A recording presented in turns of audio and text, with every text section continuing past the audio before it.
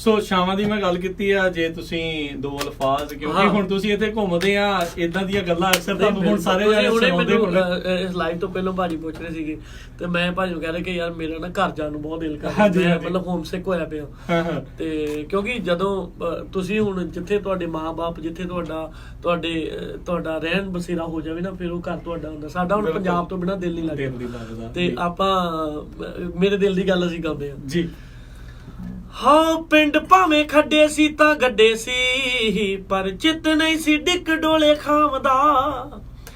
ਬੰਦ ਕਾਰਾਂ ਵਿੱਚ ਵਾਲ ਵੀ ਨਹੀਂ ਹਿੱਲਦੇ, ਫੇਰ ਵੀ ਤਾਂ ਚੈਨ ਨਹੀਂ ਆਮਦਾ। ਹੱਥੀਂ ਜਦੋਂ ਪੈਂਦਾ ਆਟਾ ਗੁੰਨਣਾ, ਫੇਰ ਭੈਣਾਂ ਮਾਵਾਂ ਯਾਦ ਆਉਂਦੀਆਂ। ਏਸੀਆਂ ਤੋਂ ਮਨ ਜਦੋਂ ਅੱਕ ਜਾਏ, ਬੋੜਾਂ ਦੀਆਂ ਛਾਵਾਂ ਯਾਦ ਆਉਂਦੀਆਂ। ਏਸੀਆਂ ਚੋਂ